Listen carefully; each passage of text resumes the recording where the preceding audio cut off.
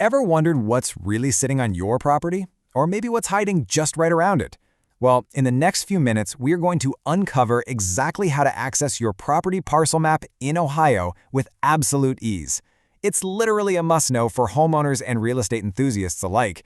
Welcome to this explainer, where we're going to dive deep into the incredibly powerful, yet honestly, pretty overlooked world of digital property data.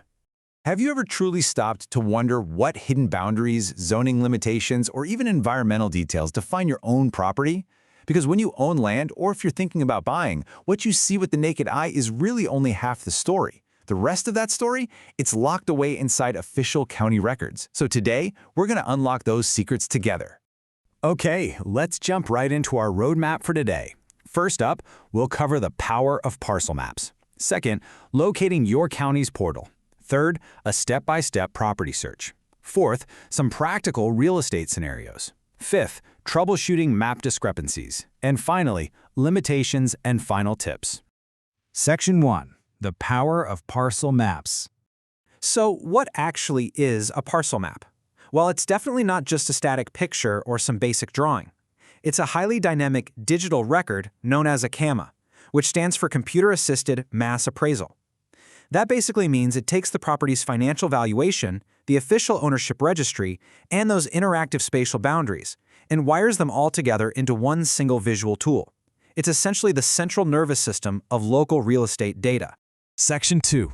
Locating your county's portal. Now, property data management in Ohio is kind of a dual effort.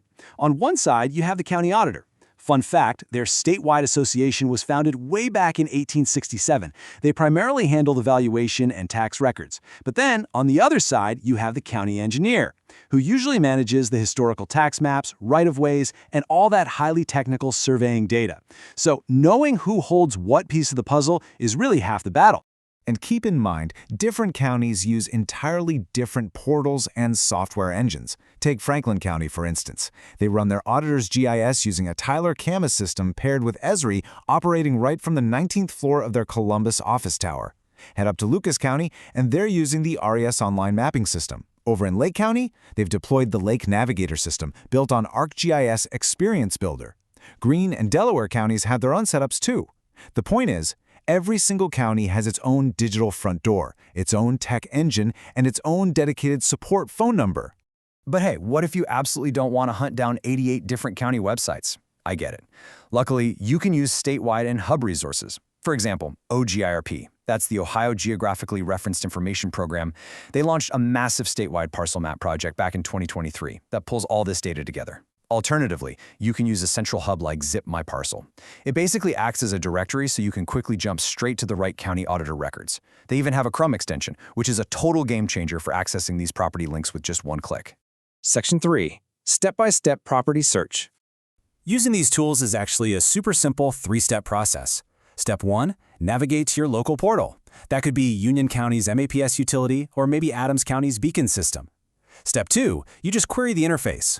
You can punch in the physical address, the current owner's name, or the unique parcel ID if you happen to know it. And then step 3, the system retrieves the full digital camera record for you to review. Just like that, you have a wealth of property characteristics right at your fingertips.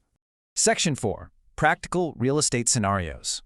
Now, beyond just checking who owns a random piece of land, these systems have some incredibly practical, real-world applications. You can use them to seamlessly verify road frontage before you plan on a driveway.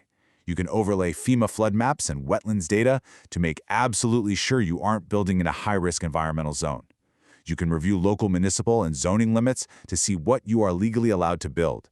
And for the really tech-savvy developers out there, many counties even let you download the raw GIS shapefiles to use in your own planning software.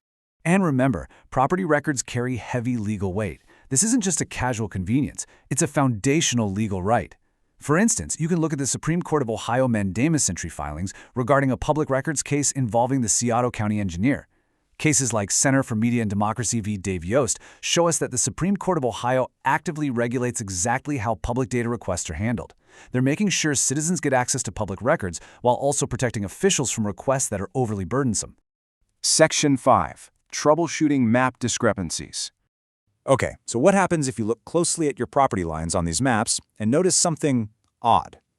Well, as Delaware County's historical maps platform explicitly points out, quote, the maps may include distortions such as shifted, misaligned, shrunk, or stretched properties and features.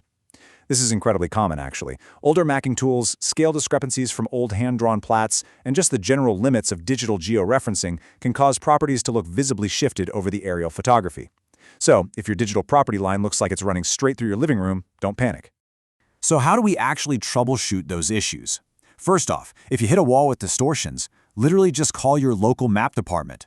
For instance, the Lake County GIS office is more than happy to help at 440-350-5970. Second, if you need some broader context, try using a hub like Zip My Parcel to cross-reference local municipal zoning resources against the county auditor's data. And finally, if the portal just spits back an address not found error, change up your search criteria. Try the owner's last name or the parcel ID. Keep in mind, a lot of vacant land doesn't even have a standardized mailing address yet. Section 6. Limitations and final tips. Now, the most crucial point here is understanding what these maps are not. This is a critical disclaimer explicitly stated by counties like Lake and Delaware. The information on these digital parcel maps is not survey accurate. They are fantastic informational guides for sure, but they are absolutely not a substitute for a legal deed description or a physical property survey. Which brings us to our final evergreen rule of thumb. While this explainer offers a lot of practical guidance on accessing and interpreting these amazing tools, it should never, ever replace professional advice. If you're ever involved in a real boundary dispute with a neighbor, or if you're researching future development plans that require absolute precision, you must always consult a professional real estate attorney or a licensed surveyor to make official legal determinations.